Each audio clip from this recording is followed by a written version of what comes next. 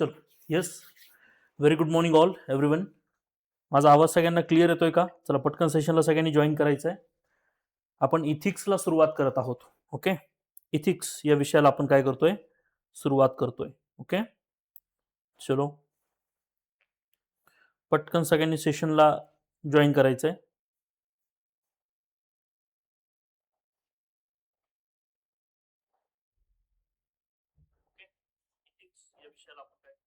Okay good. बघा, सगळ्यात महत्वाचा मुद्दा आज आपण जो डिस्कस करणार आहोत आणि तो आहे की इथिक्स हा विषय नेमका आहे काय. यूपीएससीनं इथिक्सला का बरं ऍड केलं, पहिला मुद्दा. दुसरा महत्वाचा मुद्दा की एमपीएससीनं इथिक्स कसा घेतलाय. ठीक आहे, कारण आता राज्यसेवा मुख्य परीक्षा GS4 इथिक्स साठी आहे. यूपीएससीला तर ऑलरेडी इथिक्स आहेच. मग खरं तर या विषयाचं महत्व काय आहे, म्हणजे आजच्या सेशनमध्ये आपल्याला जे पाहायचं आहे, कारण आजचा डेमो क्लास पहिला क्लास असणार आहे आणि ही एक सिरीज जी आहे इथिक्सची ती आपण याच्यामध्ये सुरू करणार आहोत. ओके. तर यामध्ये लक्षात घ्या की खरं तर हा जो विषय आहे, म्हणजे तसं जर बघितलं तर राज्यसेवा यावेळीची जी मुख्य परीक्षा आहे 2026 ची, या विद्यार्थ्यांसाठी ही सिरीज किंवा मी जी इथिक्सची बॅच घेऊन येतोय ती देखील खूप महत्वाची असणार आहे. इथिक्स हा विषय अभ्यास करताना नेमका आपला त्याच्यामध्ये अप्रोच काय असला पाहिजे, हा एक खूप महत्वाचा भाग यामध्ये आपण बघू शकतो. आजच्या सेशनमध्ये मी तुम्हाला सांगणार आहे की इथिक्स नेमकं काय आहे. ओके. म्हणजे नीतिशास्त्र किंवा आपण त्याला म्हणूया की नीतिमत्ता ही नेमकी काय असते. ती एक छोटी टर्म आहे की त्याच्यापेक्षा अजून काही मोठं आहे, याच्यासाठी आपल्याला थोडंसं जरा याकडे बघणं आपण म्हणूया की गरजेचं आहे. दुसरा महत्वाचा मुद्दा, याचं महत्व काय आहे. मग ते परीक्षेच्या अनुषंगाने सुद्धा आणि तुमच्या वैयक्तिक जीवनामध्ये सुद्धा त्याचं महत्व काय असणार आहे याच्याविषयी आपण चर्चा करणार आहोत. आणि त्याच्यानंतर सगळ्यात महत्वाचा मुद्दा की ते विषयाची ओळख जी आहे, की आपला जो सिलेबस इथिक्सचा दिलेला आहे, या इथिक्सच्या सिलेबसमध्ये नेमकं कोणकोणते घटक त्यामध्ये आहेत आणि त्यासाठी आपल्याला कोणकोणत्या घटकाचा अप्रोच यूपीएससी किंवा एमपीएससीची तयारी करताना बघावा लागेल. ह्या दोन गोष्टी आपण खरं तर बघणार आहोत. Yes, very good morning. चला बघा, अगदी वेळ न दवडता सगळ्यात महत्वाचा पहिला प्रश्न की इथिक्स काय आहे. इथिक्स हा जो शब्द येतो आपल्या समोर, हा नेमका काय. त्याला आपण नैतिकता किंवा आपण त्याला नीतिशास्त्र असं सुद्धा मराठीमध्ये म्हणतो.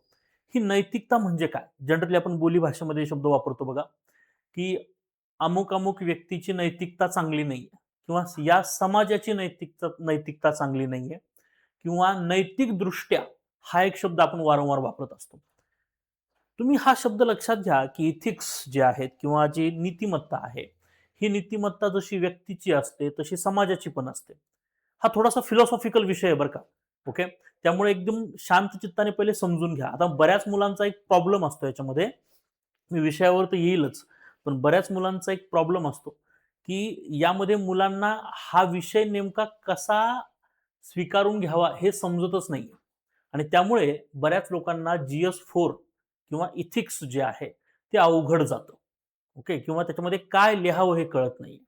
म्हणून मी सांगतो ना की प्रत्येक विषयाची एक वेगळी डिमांड आहे आणि ती डिमांड आपण ओळखणं गरजेचं आहे. टप्प्याटप्प्यानं जर तुम्हाला त्या विषयाचा अभ्यास करता आला तर मी सांगतो की तो विषय तुमचा होऊन जातो. इथिक्सचा अभ्यास करतोय, आजपासून करतोय असं समजा आणि या सिरीजला सगळ्यांनी कंटिन्युअसली जॉईन करा. सगळ्यात महत्वाचा पॉइंट की आपण या सिरीजमध्ये किंवा जी इथिक्सची बॅच असणार आहे माझी, त्या बॅचमध्ये अगदी बेसिक पासून ते ऍडव्हान्स पर्यंत सगळ्याच गोष्टी आपण त्याच्यामध्ये चेक करणार आहेत. ओके. त्यामुळं एक तुम्ही अशा पद्धतीने हे लक्षात घ्या की हा विषय जो आहे तो असा ऍब्सोल्यूट विषय नाहीये. आता ऍब्सोल्यूट म्हणण्याचा अर्थ काय जरा समजून घ्या. जसं एखादा व्यक्ती असतो गणिताच्या अप्रोचचा, की गणितामध्ये एक ठराविक उत्तर असतं, बरोबर आहे की नाही. तुम्ही समजा तुम्हाला गणित हा विषय आवडत असेल किंवा गणिताचा ज्यावेळेस तुम्ही अभ्यास करता आणि गणित ज्यावेळेस तुम्ही सोडवता त्यावेळेस तुम्हाला एका उत्तरावर यावंच लागतं. मग ते उत्तर 0 असेल किंवा ते उत्तर कोणतीही संख्या असेल किंवा कोणताही एखादं न्यूमरिकल असेल, काही असेल, पण त्याच्यावरती तुम्हाला यावं लागतं. बरोबर. हा झाला त्याचा निश्चित अप्रोच किंवा त्याचा दृष्टिकोन जो आहे तो निश्चित आहे, की एक तर यस आहे किंवा नाही किंवा नो आहे. एक तर गुड आहे किंवा बॅड आहे. चांगलं आहे किंवा वाईट आहे. अशा दोन पर्स्पेक्टिव्हनच आपण जनरली बघत असतो. पण इथिक्स हा तसा विषय नाही आहे. याच्यामध्ये ना धड गुड आहे ना बॅड आहे, ते त्याच्यामध्ये सगळ्या गोष्टी आहेत. हा जर अप्रोच तुम्हाला सुरुवातीला घेता आला तर तुम्हाला ह्या विषयामध्ये खूप जास्त गोष्टी सोप्या होतील, हे मी तुम्हाला गॅरंटेड सांगतो. मला इथिक्स अतिशय सोपा विषय का वाटतो, कारण मी त्याचा अप्रोच पहिले समजून घेतलेला आहे आणि तेच खरं तर आजच्या सेशनला मी तुम्हाला सांगणार आहे. चला, सगळ्यांचं पुन्हा एकदा स्वागत. ज्या लोकांनी चॅनल सबस्क्राईब केलं नसेल त्यांनी पुन्हा एकदा चॅनलला सबस्क्राईब करा, नोटिफिकेशन बेल दाबून ठेवा, कारण ही सिरीज अविरतपणे चालू राहणार आहे. इथिक्सचे लेक्चर्स तुम्हाला मिळत राहणार आहेत. ओके, बघा, सगळ्यात महत्वाचा पॉइंट की आता यामध्ये खरं तर जे विद्यार्थी पुढच्या वर्षीसाठी तयारी करतायत किंवा जे विद्यार्थी राज्यसेवा यावेळेस मेन्सला आहेत, अशा सगळ्याच विद्यार्थ्यांसाठी हा विषय उपयुक्त असणार आहे. सगळ्यात इम्पॉर्टंट पॉइंट की नैतिक शास्त्र किंवा नीतिशास्त्र आणि त्याचा मूलभूत परिचय आपण काय केला पाहिजे. मी सगळ्यात एक मोठा प्रश्न विचारतो तुम्हाला, की लक्षात घ्या की तुम्ही ज्यावेळेस इथिक्स असं म्हणता, या इथिक्सकडे बघताना, ठीक आहे ना, या इथिक्सकडे बघताना तुम्हाला कोणकोणत्या गोष्टी लक्षात यायला लागतात. तर बघा, इथिक्स ही काही एक सिंगल टर्म नाहीये किंवा एक सिंगल वर्ड नाहीये. याच्यामध्ये खूप साऱ्या वेगवेगळ्या संकल्पना येतात, हे लक्षात ठेवा. जसं की सिलेबसमध्येच म्हटलंय इथिक्स अँड इंटिग्रिटी. काय म्हटलेलं आहे? Ethics and integrity. आता इंटिग्रिटी हा जो शब्द आहे, या इंटिग्रिटीला मराठीमध्ये काय म्हटलं जातं, तर एक साधारण शब्द आहे सत्यनिष्ठा. ओके, काय आहे? सत्यनिष्ठा हा एक घटक याच्यामध्ये खूप महत्वाचा ओळखला जातो, की इथिक्स म्हणजे एखाद्याची सत्यनिष्ठा पण असू शकते. दुसरी गोष्ट आहे की त्याचा ऍप्टिट्यूड, किंवा त्याच्या अगोदर सांगतो ऍटिट्यूड. आता ऍटिट्यूड म्हणजे काय, तर अभिवृत्ती, व्यक्ती नव्हे, अभिवृत्ती. अभिवृत्ती. आणि हे जे मी सांगतोय ना, हे पहिले प्रॉपर समजून घ्या. पहिले शांत चित्ताने जर समजून घेतलं तर तुम्हाला बरोबर कळेल की मी काय सांगतोय ते. अभिवृत्ती जी आहे किंवा जो ऍटिट्यूड आहे, एखाद्याचा ऍटिट्यूड असतो, एखाद्याचा एक स्वभाव असतो, एखाद्याची एक पद्धत असते, त्याला आपण त्याचा ऍटिट्यूड असं म्हणतो. साधारण भाषेत बोलताना होतो की त्याचा ऍटिट्यूड खूप खराब आहे किंवा त्याचा ऍटिट्यूड खूप चांगला आहे, बरोबर ना. एखादा व्यक्ती हमेशा शिवाय देऊन बोलतो, राग राग करतो, तळतळ करतो, शीघ्रतापी असतो, आपण त्याला काय म्हणतो, की तो त्याचा ऍटिट्यूड असा असा आहे. एखादा व्यक्ती खूपच छान असतो, प्रत्येक गोष्टीत पॉझिटिव्ह गोष्टी बघत असतो, आपण तो त्याचा ऍटिट्यूड खूप चांगला आहे. ॲटिट्यूड हा वेगवेगळ्या माध्यमातून प्रदर्शित होत असतो. ते त्याच्या वागण्यातून, त्याच्या बोलण्यातून, त्याच्या बॉडी लँग्वेजमधून, त्याच्या समजून घेण्याच्या कलेमधून सुद्धा तुम्हाला त्याचा ॲटिट्यूड समजत असतो. म्हणजे ज्याला आपण अभिवृत्ती असं म्हणतो, ॲटिट्यूड असं म्हणतो, त्याचा दुसराच एक भाग असतो. हाच ॲटिट्यूड प्रत्येक ठिकाणी चांगला असेल असं नाहीये. एक एक्झाम्पल तुम्हाला सांगतो, जस्ट अ मिनिट. बघा, यामध्ये एक सिंपल मुद्दा लक्षात ठेवा. सगळ्यात एक महत्वाचं एक्झाम्पल तुम्हाला मी सांगतोय, की ज्यावेळेस तुम्ही अभिव्यक्ती असा उल्लेख करता किंवा अभिवृत्ती असा उल्लेख करता, समजा माझा ॲटिट्यूड चांगला आहे, पण प्रशासनामध्ये काम करत असताना माझा ॲटिट्यूड किंवा माझे मूल्य, माझा स्वभाव घेऊन मला काम करता येणार आहे का? डेफिनेटली तसं काम मला करता येणार नाही, हे लक्षात ठेवायचं. ठीक आहे, ओके. बघा,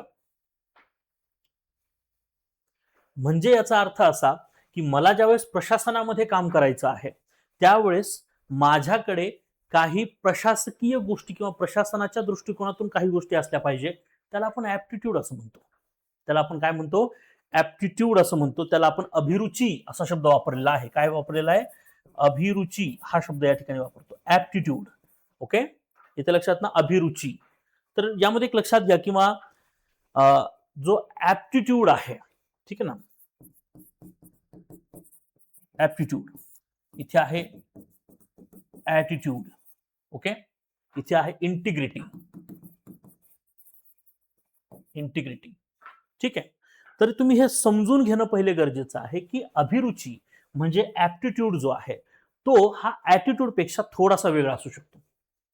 ओके, याचं एक ढोबळ उदाहरण मी तुम्हाला सांगतो, की युपीएससीनं इथिक्स हा विषय ज्यावेळेस सिलेबसमध्ये इंट्रोड्यूस केला, माझ्या अंदाजानं साधारणतः 2010 पर्यंत युपीएससीला खूप सारे आवेदन किंवा खूप साऱ्या गोष्टी ज्या आहेत त्या युपीएससी कडे येत होत्या. आणि विशेष करून मसुरी, जिथं IAS किंवा ऑल इंडिया सर्व्हिस मधल्या लोकांचं ट्रेनिंग होतं, इथून सुद्धा खूप सारे आवेदन किंवा खूप सारे काही पत्रक जे आहेत ते युपीएससी पर्यंत पोहोचले. त्याच्यामध्ये ढोबळमानाने सांगायला गेलं तर एक गोष्ट निदर्शनास येते, ती म्हणजे काय, तर युपीएससी ज्या विद्यार्थ्यांचं चयन करते किंवा युपीएससी ज्या विद्यार्थ्यांची निवड करते, असे विद्यार्थी बुद्धिमान तर आहेत, म्हणजे ते हुशार आहेत. ओके, ते बुद्धिमान आहेत, त्यांच्याकडे एक प्रकारचा टॅलेंट आहे, बरोबर. परंतु त्यांच्यामध्ये जो बेसिक इथिक्सचा भाग लागतो तो नाहीये. आता जिथं बुद्धिमत्ता आणि इथिक्स ह्या दोन गोष्टी इथं तुमच्या समोर ज्यावेळेस येतात, त्यावेळेस मी तुम्हाला एक गोष्ट खूप क्लिअर सांगतो, की एक वेळेस तुम्ही बुद्धिमत्तेमध्ये कॉम्प्रोमाइज करू शकता, पण इथिक्समध्ये कॉम्प्रोमाइज करता येत नाही प्रशासनामध्ये. त्याचं कारण सांगतो. बुद्धिमत्ता म्हणजे एखादा व्यक्ती खूप बुद्धिमान आहे. समजा तुम्ही खूप बुद्धिमान आहेत, परंतु तुमच्याकडे काही बेसिक इथिक्स नाहीयेत. तुम्हाला हे बेसिक इथिक्स माहीत नाहीयेत. तर तुम्ही तुमच्या बुद्धिमत्तेचा गैरवापर करून प्रशासनामध्ये खूप काही गोष्टी, म्हणजे थोडक्यात तुमच्या प्रशासनात तुम्हाला मिळालेला जो अधिकार आहे, या अधिकाराचा गैरवापर तुम्ही करू शकता, कारण तुम्हाला बेसिक इथिक्स माहीत नाहीयेत. तुम्ही स्वतःच्या वैयक्तिक ॲटिट्यूड वरती काम करू शकता आणि त्या वैयक्तिक ॲटिट्यूड मधून बऱ्याचशा गोष्टी प्रशासनात चुकू शकतात किंवा त्या धोकादायक ठरू शकतात आणि म्हणून इथिक्स देणं गरजेचं आहे. या इथिक्सच्या सिलेबसमधून तुम्ही खूप नीतिवान होणार आहेत का, तर असं काही नाहीये. पण आयोगाचं म्हणणं आहे की हा सिलेबस असा का डिझाईन केलाय, तर याच्यातून विद्यार्थ्याला किमान ह्या गोष्टींची तोंड ओळख तरी झाली पाहिजे, की इथिक्स म्हणजे काय, व्हॅल्यूज म्हणजे काय, इंटिग्रिटी काय असते, ॲटिट्यूड काय असतो, ॲप्टिट्यूड काय असतो, मोरल्स काय असतात. ह्या गोष्टी जर विद्यार्थ्यांना समजल्या, तर प्रशासनामध्ये येत असताना ज्यावेळेस ते ट्रेनिंग घेतात, त्यांना त्यावेळेस खूप जास्त सहूलियत होते किंवा खूप जास्त सोपेपणा त्याच्यामध्ये येऊ शकतो. आणि म्हणून इथिक्स हा विषय जो आहे, तो साधारणतः युपीएससीने ऍड केला. नंतर मग जसं तुम्ही आता बघाल, की मी यूपीपीएससीचा सिलेबस पण पाहिलेला आहे आणि एमपीपीएसचा पण सिलेबस पाहिलेला आहे. म्हणजे ज्या स्टेट सर्व्हिस पब्लिक कमिशन्स आहेत, त्यांचे सिलेबस सुद्धा मी बघतोय. त्यावेळेस माझ्या लक्षात येतं, की युपीएससीच्या सिलेबसला कॉपी केलेलं आहे. त्याचं कारण आहे. बघा, ॲटिट्यूड आता युपीएससी मध्ये ॲटिट्यूड वेगळा आणि एमपीएससी मध्ये वेगळा असं थोडी असणार आहे. तर ती एक साधारण टर्म आहे, ती आज सगळीकडेच असणार आहे. ओके. त्यामुळे एक लक्षात घ्या, की इथिक्स मध्ये ज्यावेळेस सिलेबस आपण परिचित करतो किंवा सिलेबसकडे ज्यावेळेस आपण बघतो, त्यावेळेस तुम्हाला एक सगळ्यात सुरुवातीला एक वरती एक पॅराग्राफ लिहिलेला दिसतो. तुम्ही जर का एमपीएससीचा सिलेबस जर बघितला, हालाकी तो युपीएससी सारखाच करून घेतलेला आहे पुन्हा एकदा. ओके. त्यामुळे जसाच तसा सिलेबस इथे घेण्याचा प्रयत्न केलाय. त्यामुळे तुम्ही ज्यावेळेस नैतिक शास्त्र किंवा इथिक्सचा ज्यावेळेस सिलेबस बघता, त्यावेळेस तुम्हाला सुरुवातीला जी एक ओळ दिलेली आहे किंवा सुरुवातीला जो पॅराग्राफ इथं थोडासा मोठा दिसतोय, सुरुवातीला जो पॅराग्राफ मिळतो तो हा आहे. काय दिलं ह्या पॅराग्राफमध्ये बघा जरा, की या अंतर्गत समाविष्ट असलेले प्रमुख विषय म्हणजे, आता इथं ही खूप महत्वाची टर्म आहे. सिलेबस ओळखतानाच व्यवस्थित समजून घ्या. जर इथिक्समध्ये मार्क मिळवायचे असतील तर टप्प्याटप्प्याने काम करावं लागेल. एकही गोष्ट स्किप करून जमणार नाहीये. हा विषय समजण्याचा आहे, हे लक्षात घ्या. या विषयाअंतर्गत समाविष्ट असलेले जे प्रमुख विषय आहेत, त्याच्यामध्ये म्हटलंय की नीतिशास्त्र, सचोटी आणि योग्यता. ह्या तीन गोष्टी खूप महत्वाच्या आहेत, की नीतिशास्त्र, सचोटी आणि योग्यता. ओके. म्हणजे इथिक्स आणि इंटिग्रिटी आणि योग्यता म्हणण्याचा अर्थ असा, की उमेदवाराला किमान हे कळलं पाहिजे, की काय योग्य आहे आणि काय अयोग्य आहे, किंवा त्याच्यापेक्षा आपण म्हणूया की what is good and bad. ते कसं आहे ना, इथं असं आहे बघा, की good things and bad things. Okay. For example, मी जर तुम्हाला असं म्हटलं, की एखाद्या विषयी उणिवा सांगा, तर तुम्ही 100 उणिवा सांगू शकता, 100 फॉल्ट एखाद्याचे सांगू शकता, की सदर व्यक्ती चोरटा आहे, सदर व्यक्ती अमुक अमुक आहे, सदर व्यक्ती असा असा आहे, असं तुम्ही स्पष्टपणे सांगू शकता. मुळात मी खरं सांगू, तुम्ही दुसऱ्याची निंदा करत नसता, ही तुम्ही स्वतःचीच निंदा करत असता. एक उदाहरण तुम्हाला देऊन सांगतो. मी तुम्हाला सांगतो, की तुम्ही लहानपणी कधी चोरी केलीच नाही का, किंवा तुम्ही आतापर्यंत कधी चोरीच केली नाही का? जरा स्वतःच्या मनाला प्रश्न विचारा. तर खूप साऱ्या कॅन्डिडेट्स मधनं एखादा कॅन्डिडेट असा असेल, की जो म्हणेल की नाही सर, मी खरंच काही चोरी केली नाहीये. प्रत्येकाची व्हॅल्यूज असतात, नो डाऊट अबाउट इट. पण बऱ्यापैकी कधी ना कधीतरी आपण कोणाची तरी पेन्सिल चोरली, कोणाचा तरी पेन चोरलाय. भले आपण मोठ्या चोऱ्या केल्या नाहीत, पण लहानपणापर्यंत म्हणजे लहान असतापासून आपण काही ना काहीतरी गोष्टी दुसऱ्याच्या परवानगीशिवाय आपल्याकडे बाळगलेल्या आहेत. बरोबर? म्हणजे याचा अर्थ तुम्ही चोरटे आहात.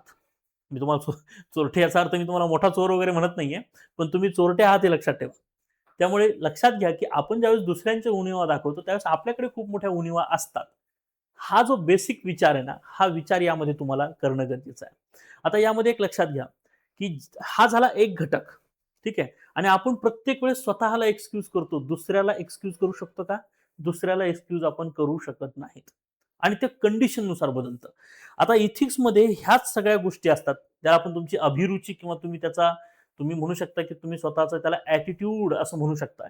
मग यामध्ये एक मुद्दा लक्षात घ्या, की नीतिशास्त्र, सचोटी, योग्यता. आता तुम्हाला हे कळलं पाहिजे की हे कितपत योग्य आणि कितपत अयोग्य आहे. म्हणजे चोरी करणं ही बॅड गोष्ट आहे, चुकीची गोष्ट आहे. मान्य? इथपर्यंत मान्य आहे. बट खून करणं, बघा मी इथं काही एक्झाम्पल लिहितो.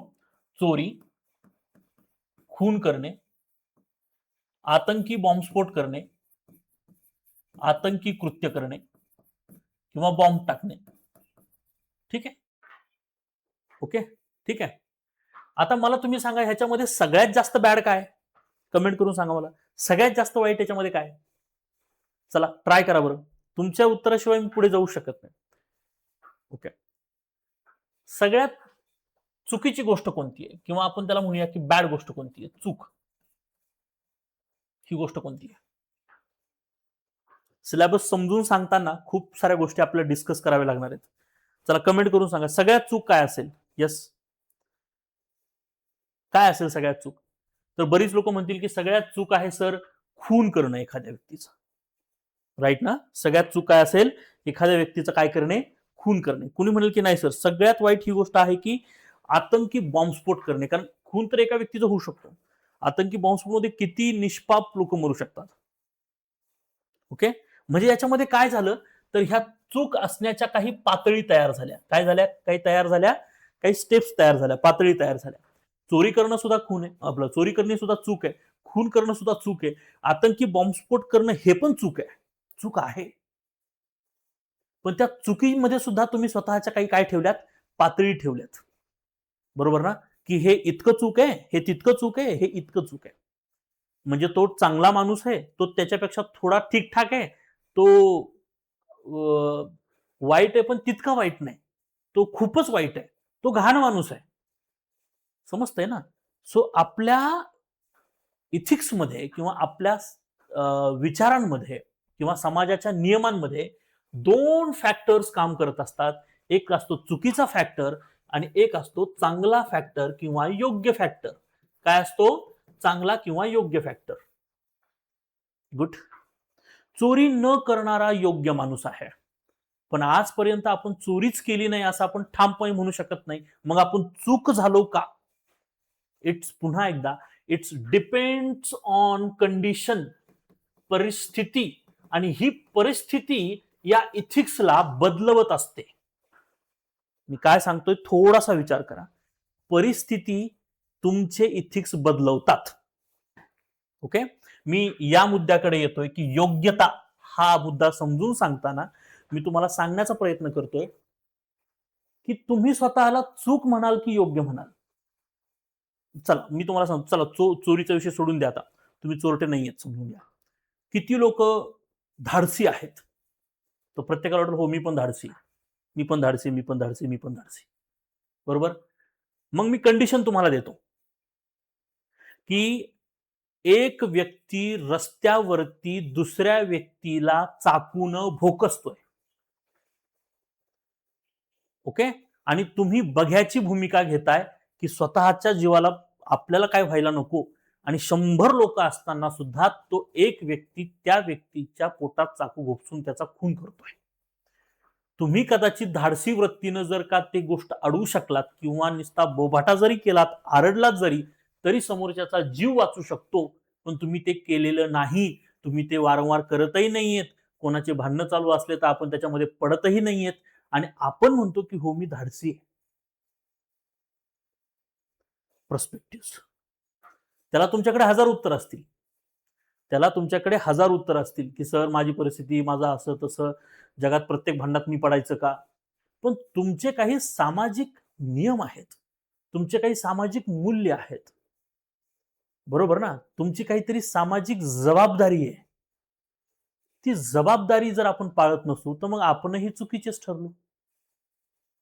पण हेच तर आहे ना, की ज्या वेळेस मी तुम्हाला हे सांगतोय की याच्यामध्ये सुद्धा काही स्तर आहेत, तसं चांगल्यामध्ये पण काही स्तर आहेत ना, की हा व्यक्ती इतका चांगला आहे, तो व्यक्ती त्याच्यापेक्षा अधिक चांगला आहे, एक व्यक्ती खूपच चांगला आहे, आणि एक म्हणजे अतिच चांगला आहे, म्हणजे खूपच परोपकारी आहे वगैरे. म्हणजे इथिक्स मध्ये मला कोणत्याच गोष्टी निश्चित सांगता येत नाहीत. लक्षात आलं का पहिला मुद्दा? आणि म्हणून मला योग्यता तपासत असताना याच नीतिशास्त्र सचोटी म्हणा किंवा ॲटिट्यूड, ॲप्टिट्यूड, व्हॅल्यूज, मोराल्स, ह्या सगळ्या गोष्टींचा मला फायदा होणार आहे. आणि म्हणून ह्या सिलेबसमध्ये म्हटलंय की या अंतर्गत समाविष्ट असलेले प्रमुख विषय ज्याच्यामध्ये नीतिशास्त्र, सचोटी, योग्यता, या पेपरमध्ये उमेदवारांची सचोटी, सार्वजनिक जीवनातील समंजसपणा आणि समाजाशी व्यवहार करताना त्याला सामोरे जावा लागणाऱ्या विविध समस्या आणि संघर्षाबाबतच्या समस्या सोडवण्याच्या दृष्टिकोनाशी संबंधित समस्यांबाबत उमेदवारांची वृत्ती, ॲटिट्यूड, वृत्ती आणि दृष्टिकोन, अप्रोच, दृष्टिकोन तपासण्याच्या प्रश्नांचा समावेश असेल. आता कळालं तुम्हाला, थोडंसं कळालं असेल जरा, की इथिक्सच्या सिलेबसमध्ये जो पहिला पॅरेग्राफ आयोगाने दिलेला आहे, या पॅरेग्राफ मधूनच हा विषय आपल्याला कळू शकतो.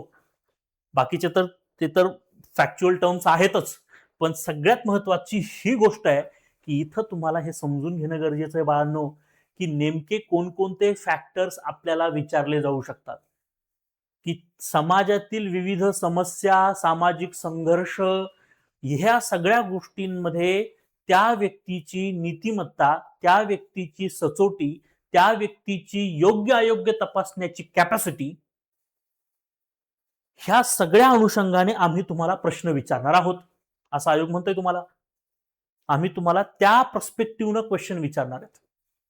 क्लिअर आहे? डिमांड समजून घ्या पहिले, विषयाचं महत्व समजून घ्या पहिले काय आहे. ओके, मग साहजिक आहे की यावरील प्रश्नांमध्ये पैलू निश्चित करण्यासाठीच्या घटना अभ्यास, that is what exactly case studies. आम्ही तुम्हाला काही केस स्टडीज पण विचारणार. आम्ही म्हणजे युपीएससी किंवा एमपीएससी तुम्हाला काही केस स्टडीज विचारणार. मग ह्या केस स्टडीज सामाजिक असतील, राजकीय असतील, आंतरराष्ट्रीय घडामोडींशी असतील, ठीक आहे, वैयक्तिक इथिक्स सोबत पण असतील. अशा काही कंडिशन्स देणार आणि या कंडिशन्स मध्ये तुम्ही कोणत्या निर्णयावर येऊ शकताय किंवा तुम्ही त्या सिच्युएशन्स मध्ये कोणता सुवर्ण मध्य काढू शकताय हे तपासायचंय. आणि याच्यातूनच आयोगाला कळणार आहे की तुम्हाला हा घटक समजलाय की नाही समजलाय. म्हणजे याच्यामध्ये दोन पार्ट आहेत. एक म्हणजे थिअरी पार्ट आहे, ओके, म्हणजे आपण त्याला संकल्पना हा एक घटक म्हणू शकतो. आणि दुसरा जो घटक आहे थिअरी पार्ट व्यतिरिक्त जो आहे तो आहे आपण त्याला घटना अभ्यास किंवा केस स्टडीज, ओके, असं आपण म्हणू शकतो. केस स्टडी, घटना अभ्यास, ह्या दोन घटकांमध्ये आपल्याला याची अभ्यास जो आहे तो करणं गरजेचं आहे. ओके, म्हणजे साहजिक आहे की ज्यावेळेस आपण सिद्धांत बघूया सगळे किंवा ज्यावेळेस आपण सगळ्या संकल्पना चेक करूया त्यावेळेस तर तुम्हाला हा जो सिलेबस दिलाय ना सगळा, हा सगळा सिद्धांत किंवा याच्या संदर्भात दिलाय. शेवटचा घटक फक्त तुम्हाला सांगितलाय की दॅट इज एक्झॅक्टली व्हॉट, वरील समस्यांवरील घटना अभ्यास म्हणजे केस स्टडी. बाकी त्याच्या अगोदरचे सगळे जे घटक आहेत हे घटक तुम्हाला संकल्पना आधारित घटक आहेत. हे घटक तुम्हाला कशा आधारित आहेत? संकल्पनेवर आधारित असलेले घटक आहेत. म्हणजे एक्झॅक्टली व्हॉट केस स्टडी, म्हणजे थोडक्यात आपण म्हणू शकतो की वेगवेगळ्या संकल्पना आहेत.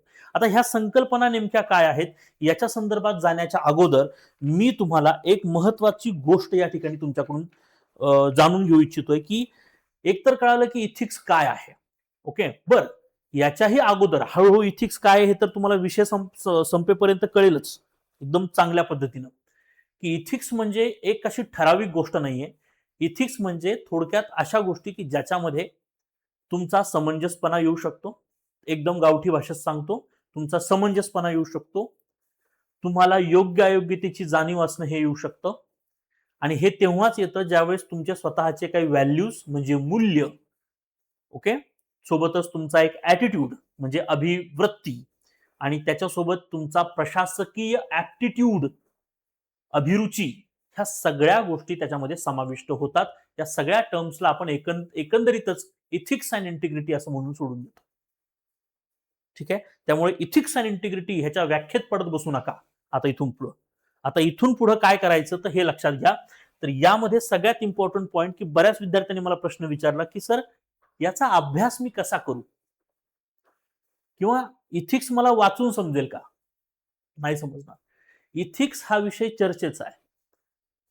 हा विषय वाचनाचा खूप कमी आहे. याच्यामध्ये वाचन आहे, याच्यामध्ये खूप साऱ्या थेरीज आहेत, खूप साऱ्या थेरम्स आहेत, खूप सारे सिद्धांत आहेत, खूप सारे दार्शनिक सिद्धांत आहेत याच्यामध्ये, की उदाहरणार्थ कांट काय म्हणतोय, रुसो, वॉल्टेअर, मॉन्टेस्क्यू काय म्हणतायत, किंवा हेगेल यांचा विचार काय आहे, अगदी अगदी मी म्हणेल की डॉक्टर बी आर आंबेडकरांचे दृष्टिकोन काय आहेत आणि भारतीय समाजसुधारकांचे दृष्टिकोन कसे आहेत, इथपर्यंत आपल्याला त्याचा अभ्यास करायचा आहे. तो दार्शनिक सिद्धांताचा भाग असणार आहे. ओके, त्याच्यावर तर मी डिटेल बोलणारच आहे आता, की सिलेबसला मी कसं तोडतोय तुमच्यासमोर ते पण बघा आणि त्यानुसारच थोडासा सिलेबस डोक्यात ठेवायचा प्रयत्न करा, म्हणजे अजून तुम्हाला हेल्प त्याच्यामध्ये मिळू शकते. आता याच्यामध्ये एक इम्पॉर्टंट पॉइंट तुमच्याशी मी डिस्कस करतो बघा, सगळ्यात इम्पॉर्टंट पॉइंट बघा, की याचा अप्रोच काय असणार आहे. ओके, बघा अप्रोच हा स्टडी करत असताना तुम्हाला जो अप्रोच पाहिजे, ओके, किंवा आपण त्याला म्हणूया की तुमचा जो दृष्टिकोन पाहिजे, हा दृष्टिकोन या विषयाकडे बघण्याचा कसा पाहिजे, मी त्याला 3 भागात परत एकदा डिवाइड करू शकतो. ओके, सगळ्यात पहिला जो आहे तो मूल्य तटस्थता. मूल्य मूल्य मूल्य तटस्थता म्हणजे थोडक्यात न्यूट्रल व्हॅल्यूज, किंवा तुम्ही कोणत्याही गोष्टीकडे बघताना किती न्यूट्रल बघू शकता. एक सांगायचा अर्थ असा की मी एखादी गोष्ट सांगतोय, मी एखादी गोष्ट तुमच्याशी बोलतोय, ती गोष्ट तुम्हाला पटत नाहीये याचा अर्थ ती गोष्ट चुकीची असेल असं नाही. आणि हे ज्यावेळेस तुम्हाला समजतं त्यावेळेस तुम्ही तटस्थ बुद्धीने विचार करता हे समजून घ्या. ओके, ज्यावेळेस आपण लहानपणापासून एखादी गोष्ट फॉलो करत आलेलो असतो, ऐकत आलेलो असतो, किंवा आपल्या डोक्यात ती धारणा असते, पण जर तुम्ही तटस्थ बुद्धीने असाल तर तुम्हाला नंतरच्या काळात समजा असं लक्षात आलं की हा ही धारणा किंवा हा विचार चुकीचा आहे आणि तिथून पुढे तुम्ही तो विचार बाळगणं सोडून दिलं, तुम्ही समजून घ्या की तुम्ही मूल्य तटस्थतेकडे आहात. ओके, आता मूल्य काय असतात. मूल्याला मी 2 भागामध्ये डिव्हाइड करू शकतो. मूल्य आपले हे जे मूल्य आहेत, व्हॅल्यूज आहेत, त्याला मी 2 भागात डिव्हाइड करतो. ओके, ढोबळ पद्धतीने 2 भागात मी त्याला डिव्हाइड करू शकतो. सगळ्यात पहिला भाग आहे व्यक्तिगत मूल्य. व्यक्तिगत मूल्य आणि दुसरा आहे सामाजिक मूल्य. सामाजिक मूल्य म्हणजे प्रत्येक, आणि हे मूल्य वेगवेगळे असू शकतात. व्यक्तिगत मूल्य वेगळे असतात, सामाजिक मूल्य वेगळे असतात. मूल्य म्हणजे काय, थोडक्यात तुमचे तुमचे नियम, तुमचे स्वतःचे काही नियम. म्हणजे फॉर एक्झाम्पल आता काही लोक व्हेज खात आहेत, काही लोक नॉनव्हेज खात आहेत, बरोबर. तर व्हेज खाणारा काय म्हणेल नॉनव्हेज वाल्याला की काय घाण खातोस, स्वतःच्या पोटामध्ये सगळा कचरा भरवतोयस, हे चांगलं नाहीये, हे पाप आहे. असं जर अशी जी मूल्य आहेत ही व्हेज खाणाऱ्यांची मूल्य आहेत. नॉनव्हेज खाणारा म्हणतात की इट्स माय प्रोटीन सोर्स, हा माझा सगळ्यात उत्तम प्रोटीन सोर्स आहे आणि मला त्याची टेस्टही आवडते म्हणून मी खातोय. आणि त्याच्यासोबत त्याचं एक वेगळं अजून एक लॉजिकही असू शकतं की समाजामध्ये जो आपण त्याला म्हणूया की नैसर्गिक बॅलन्स जो आहे तो मी करतोय, मी एक प्रकारचा भक्षक आहे. ओके, तर कुठे ना कुठेतरी आपण त्याला काय म्हणतो की ती जी प्राण्यांची चैन आहे त्याच्यामध्ये मी पण एक आहे भाग, असं म्हणणारा, असं कुठे ना कुठेतरी आपण त्याला काय म्हणू शकतो की असं एक तात्विक उत्तर सुद्धा एखादा नॉनव्हेज खाणारा देऊ शकतो. व्हेजवाला म्हणेल की नाहीये, तशी गरजच नाहीये, भारताचं वातावरण किंवा भारताचं अवस्था अशी आहे की भारतामध्ये नॉनव्हेज व्यतिरिक्त खाण्यासारख्या खूप साऱ्या गोष्टी आहेत, त्या अवेलेबल आहेत, इझिली अवेलेबल आहेत, प्रोटीन सोर्स आहेत, तर तुम्ही ते घेऊ शकता. तुम्ही दूध खा, तुम्ही पालेभाज्या खा, वगैरे वगैरे असं ते होऊ शकतं. हे झाले प्रत्येकाचे व्यक्तिगत मूल्य. आता इथं सामाजिक मूल्याचा भाग येऊ शकतो बघा. आता आता इथं सामाजिक मूल्यावर येऊया. आता ह्या सामाजिक मूल्यामध्ये काय असतं, याच मुद्द्याला घेऊन मी सामाजिक मूल्याशी येतो. सामाजिक मूल्य म्हणजे समाजाचे काही ठरलेले नियम आहेत. आता मी सपोज व्हेजिटेरियन आहे, मी तसं नाहीये, मी नॉन व्हेजिटेरियन आहे, पण समजा मी व्हेजिटेरियन आहे आणि समजा समाजामध्ये काही लोक पंगत मांडून बसलेत, ओके, आणि तिथं त्यांची मटणाची पार्टी चालू आहे, मटण खातायत ते. मग मी काय म्हणणार त्यांना जाऊन की अरे तुम्ही काय पोटामध्ये कचरा भरवताय, अमुक आहे तमुक आहे, तुम्ही तुच्छ आहात वगैरे असं म्हणल्यानंतर काय होऊ शकतं रे, मी माझे व्यक्तिगत मूल्य ज्यावेळेस समाजामध्ये लादतो त्यावेळेस मी समाजाच्या पॉइंट ऑफ व्ह्यूने काय राहतो, चुकीचा राहतो की बरोबर राहतो, मला सांगा. माझे व्यक्तिगत मूल्य आहेत की नॉनव्हेज खाऊ नये, आणि हे ज्यावेळेस मी समाजामध्ये एकदम रिजिड पद्धतीने मांडायला सुरुवात करतो की अरे रे घाण आहेत, तुच्छ आहेत, काय काय खातायत, कसं कसं खातायत, अरे रे देवा देवा देवा, हाडकं तोडतायत वगैरे वगैरे, बरोबर ना. असं ज्यावेळेस मी म्हणतो त्यावेळेस माझे मूल्य दुसऱ्यांच्या मूल्यांवरती काय होतात, आघात करतात. आणि इथं व्यक्तिगत मूल्य एकमेकांवर जर आघात करत असतील तर इथं सामाजिक तिढा निर्माण होऊ शकतो आणि म्हणून सामाजिक मूल्यांची गरज आहे. आणि म्हणून सामाजिक मूल्यांची काय आहे गरज आहे की ठीक आहे तुमचे व्यक्तिगत मूल्य जे असतील ते असतील पण सामाजिक मूल्य हे आहेत. आणि मग सामाजिक मूल्यांमध्ये काही नियम मांडले गेलेत ज्याच्यामध्ये काही गुड आहेत आणि काही बॅड आहेत. म्हणजे थोडक्यात नियम म्हणजे सामाजिक मूल्यांमध्ये असं काहीतरी दिलं गेलंय की ज्याच्या अंतर्गत हे सांगितलं जातं की these things are good things and these things are bad things. असं केलं तर चांगलं आणि असं केलं तर वाईट. राईट. म्हणजे चोरी करणं वाईट आहे. ओके. चोरी करणं काय आहे वाईट आहे. ओके. आता एखाद्या व्यक्तीचं समजा आता प्रत्येक समजा साहजिक आहे की एखादी व्यक्ती आहे एखाद्या व्यक्तीचं इथिक्स आहे की चोरी करणं वाईट आहे आणि समाजाचं इथिक्स पण चोरी करणं वाईट आहे. सो ज्या वेळेस एखादा व्यक्ती समजून घ्या मला काय सांगायचं आहे ज्या वेळेस एखादा व्यक्ती स्वतःचे मूल्य आणि समाजाचे मूल्य समाज मूल्य या दोघांची योग्यरित्या सांगड घालतो आणि खूप डेस्परेटली सामाजिक मूल्य सांभाळतो असा व्यक्ती समाजामध्ये चांगला व्यक्ती ठरतो जो सामाजिक स्वतःची मूल्य आणि सामाजिक मूल्यांमध्ये फरक करून समाजामध्ये सामाजिक मूल्य बाळगण्याचा प्रयत्न करतो तो व्यक्ती चांगला असतो. राईट. परंतु एखादा व्यक्ती सामाजिक मूल्य आणि वैयक्तिक मूल्यांमध्ये फरक समजून न घेता स्वतःचेच व्यक्तिगत मूल्य समाजावर लादण्याचा प्रयत्न करतो त्यावेळेस तो व्यक्ती वाईट ठरतो. Am I right. जो तो व्हेज खाणारा माणूस होता तो ज्यावेळेस सगळ्यांना असा हिणवून बोलला की तुम्ही नॉनव्हेज खाताय अरे रे किती घाण तुम्ही पापी आहात तुम्ही नरकात जाल. राईट. त्यावेळेस त्यानं जे सांगितलं ते चुकीचं आहे का त्यानं सांगितलं ते बरोबरच आहे. काही अंशी जर बघितलं तर माणसासाठी आत्ताच्या कंडिशनला नॉनव्हेज तेवढं उत्तम नाहीये व्हेज खाऊ शकता. त्यानं सांगितलं ते होतं पण त्यानं ज्या पद्धतीनं सांगितलं ते त्याच्यावर कुठे ना कुठे त्याचे व्यक्तिगत मूल्य हावी होते आणि ज्यावेळेस त्याने तसं ते सांगितलं त्यावेळेस समोरच्या व्यक्तींची जी मूल्य आहेत किंवा समोरच्या व्यक्तींचं जे धारणा आहेत त्या दुखावल्या गेल्या आणि सामाजिक तिढा निर्माण झाला आणि अशा केसमध्ये तो व्यक्ती चुकीचा ठरला. म्हणजे इथिक्स मध्ये प्रत्येक मूल्य हे कंडिशन नुसार बदलू शकतात. प्रत्येक मूल्य कंडिशन नुसार बदलू शकतात हे लक्षात ठेवा. एक खूप छान एक्झाम्पल अजून एक एक्झाम्पल देतो. इथिक्स मध्ये खूप सारे एक्झाम्पल असतात तुम्हाला जोपर्यंत समजणार नाही तोपर्यंत मी एक्झाम्पल देत राहील आणि प्रत्येक एक्झाम्पल मधून तुम्हाला अजून काहीतरी चांगलं कळत चालेल. एक एक्झाम्पल देतो. मला सांगा आई वडिलांच्या पाया पडणं किंवा थोरा मोठ्यांच्या पाया पडणं हे चांगलं मूल्य आहे की वाईट मूल्य आहे बरं. आणि ते सामाजिक मूल्य पण आहे. समाज पण म्हणतो की थोरा मोठ्यांचा आशीर्वाद घेणं हे चांगलं आहे. वैयक्तिक मूल्य पण आपले हेच की लहानपणापासून आपल्याला जसं सांगितलं गेलं त्याच्यातून आपले वैयक्तिक मूल्य डेव्हलप झालेत. त्याच्यामध्ये पण सांगितलं गेलं की थोरा मोठ्यांचा आदर करणे थोरा मोठ्यांचा आदर म्हणजेच थोडक्यात थोरा मोठ्यांच्या पाया पडलं तर तो आदर समजला जातो आणि ते चांगलं आहे असं समाजात म्हणलं. बरोबर आहे ना. मग आता इथं लक्षात घ्या की एक मुलगा असा आहे की जो व्यक्ती दररोज सकाळी उठला आई वडिलांच्या पाया पडतो नाश्ता केला पाया पडला जेवण केलं पाया पडला झोप लागायला लागली पाया पडले झोपेतून उठले पाया पडले आंघोळीला जायचंय पाया पडले आंघोळीन आला पाया पडले. तो पाया पडतोय ना त्याची ती कृती हमेशा योग्यच आहे का. आता इथं ती थोडीशी डाऊटफुल येऊ शकते.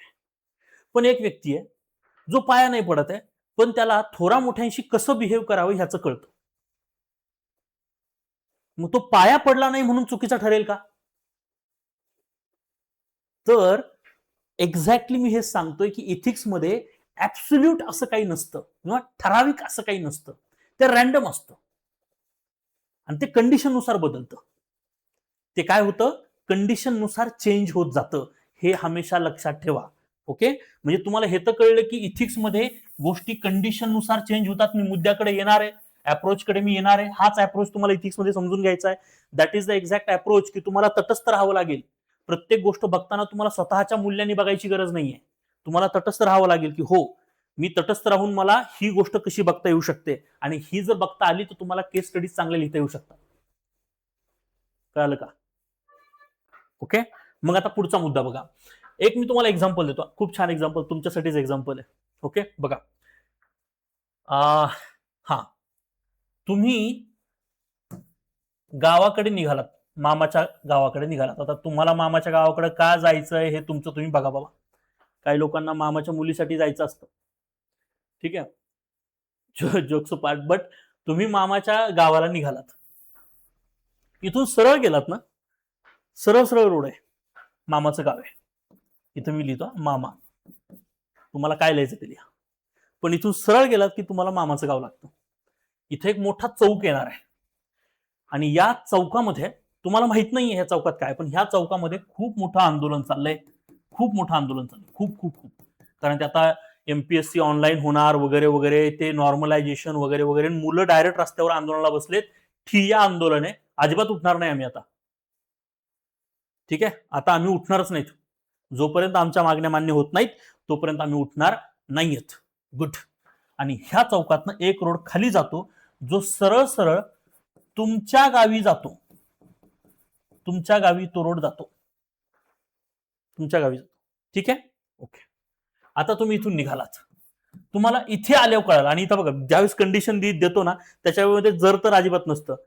अगर मगर वहां पे कुछ नहीं रहता है, ठीक है. आप अगर पूछोगे सर अगर उसमें ये हुआ तो, अगर उसमें वो हुआ तो, फिर यही होगा कि कंडीशन और बदतर बनती जाएगी जब आप अगर अगर अगर पूछोगे तो, ठीक आहे. तर हे समजून घ्या की पहिले ही जी कंडिशन आहे, ह्या कंडिशन मध्ये एकच लक्षात ठेवा की ही कंडिशन फिक्स आहे, याच्यात दुसरं काही नाही. इथपर्यंत आलं, तुम्हाला कळालं गाडीचं ब्रेक फेल झालंय, गाडी फुल स्पीड मध्ये आहे, गिअर तुटलाय, गिअर बॉक्स तुटलाय, स्टेअरिंग लॉक आहे, ठीक आहे. किंवा तुम्ही खूप ताकद लावलीच, खूप ताकद लावून तुम्ही स्टेअरिंग इकडे तिकडे फिरवू शकताय, पण आता तुमच्या लक्षात आलंय की गिअर बॉक्स तुटलाय, ब्रेक फेल झालंय, गाडी ज्या स्पीडमध्ये त्या स्पीडनं पळती आता कंटिन्युअसली, उलट गाडीची स्पीड वाढत जाणार आहे, कमी नाही होणार आता. ओके. आणि तुम्ही खूप तर खूप स्टेअरिंग हलवू शकता ताकद लावून. आता तुमच्या लक्षात येतं इथं आल्यावर की समोर एक खूप मोठं आंदोलन चालू आहे. जर सरळ गेलो तर कमीत कमी 7 ते 8 माणसं जागेवर चिरडली जातील. तुम्ही काय कराल? मला तुमच्याकडनं उत्तर हवं. तुम्ही काय कराल? तुम्ही काय कराल? What is your personal ethics, किंवा what is your personal values? तुम्ही काय कराल या केसमध्ये? चला, काय कराल रे? उत्तर द्या, उत्तर द्या, कमेंट कमेंट करा. चला, जे असेल ते असेल. सरळ जाल की डायरेक्ट गाडी वळवून घ्याल? दोनच ऑप्शन आहे तुम्हाला, एक तर सरळ जाऊ शकता, नाही तर गाडी वळवू शकता. सरळ गेलात तर डायरेक्ट 7-8 माणसं मारून मामाच्या गावाकडे, मामाच्या मुलीला भेटायला. आणि जर का समजा माणसं वाचवायची तर गाडी वळवायची आणि डायरेक्ट आपल्या घरी जायचं, आपल्या घरी जाऊन गाडी धडकवायची डायरेक्ट. बोला, काय करता येईल? चला पटकन सांगा मला कमेंट बॉक्समध्ये, काय करता येऊ शकतं याच्यामध्ये. यस. काही लोक म्हणतील की सर समोर गेलं तर 7-8 माणसं मरणार आहेत, त्यापेक्षा आम्ही काय करतो, आम्ही गाडी वळवतो, आम्ही गाडी वळवतो. काय होईल? माणसांचे जीव असतील. मला वाटतं की बरीच लोक या मताशी सहमत असतील की आम्ही गाडी वळवणार आणि गाडी आम्ही आमच्या गावाला घेऊन जाणार. डन. ओके. आता मी तुम्हाला दुसरी कंडिशन देतो. ज्यावेळेस तुम्ही गाडी वळवायचा प्रयत्न करताय आणि इकडे बघताय, पहिले तुम्ही वळवलेली नाही अजून गाडी, तुम्ही निर्णय घेण्याच्या विचारात आहात, त्यावेळेस तुम्हाला हे पण कळालं की इथं जे 2 माणसं उभा आहेत हे तुमचे आई वडील आहेत, आणि गाडी जर वळवली तर आई वडील जातील. आता तुम्ही काय कराल?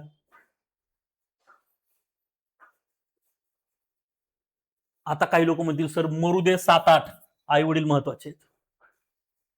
काही लोकांचे इथिक्स असे असतील की नाही सर, आई वडील आहेत मान्य, पण हे पण मनुष्य आहेत, हे पण कोणाचे तरी लेकर आहेत. नाही सर, पर्यायानं 7 पेक्षा 2 परवडले, मी गाडी वळवतो. म्हणजे तुमचे वैयक्तिक मूल्य, व्हॅल्यूज इथे कंडिशन नुसार काय झाल्या? चेंज झाल्या, बदलल्या. बरोबर, कंडिशननुसार तुमच्या व्हॅल्यूज बदलल्या. काही लोकांनी सरळ गाडी घेऊन जाऊन 7-8 लोक मारली असती तर समाज म्हणला असता की हे सगळ्यात वाईट कृत्य केलं, गाडी वळवता पण आली असती, 2च माणसं मेले असते. आणि तुमचं वैयक्तिक मूल्य की 2 माणसं माझ्या आईवडील आहेत, मी कशाला मारू त्यांना. आणि काही लोक मनुष्य जीवाचा विचार करतायत तर ते म्हणतील की जाऊ दे, आईवडील तर आईवडील, पण मनुष्य जीव आहे, 2 जाती, इकडे त्याच्याऐवजी 7-8 वाचतील. हा व्यक्ती समाजासाठी चांगला आहे, हा व्यक्ती समाजासाठी वाईट आहे. पण तुम्हाला कळतं ह्या केसमध्ये की इथं कुणीही वाईट नाहीये आणि कुणीही चांगलं, म्हणजे थोडक्यात आपण म्हणूया की इथं कुणीही चुकीचं नाहीये, वाईट नाहीये. It's totally depends on condition. हे समजून घेण्यासाठी तुम्हाला जे काही लागलं, तुमच्या पाठीमागं जो काही मूल्यांचा जो बॅकग्राऊंड आहे, आणि तुम्ही हे सगळी सिच्युएशन समजून घेताना तुम्ही या व्यक्तीला पण समजून घेताय आणि या व्यक्तीला पण समजून घेताय. दॅट इज एक्झॅक्टली व्हॉट मूल्य तटस्थता. याला काय म्हणायचं आपण, मूल्यांची तटस्थता. म्हणजे थोडक्यात तुम्ही तटस्थ बुद्धीने मूल्य बघू शकता तुमच्या. चोरी करणं, अजून एक एक्झाम्पल याच्यामध्ये पटकन सांगतो लगेच. चोरी करणं, चोरी केली तुम्ही, बरोबर ना.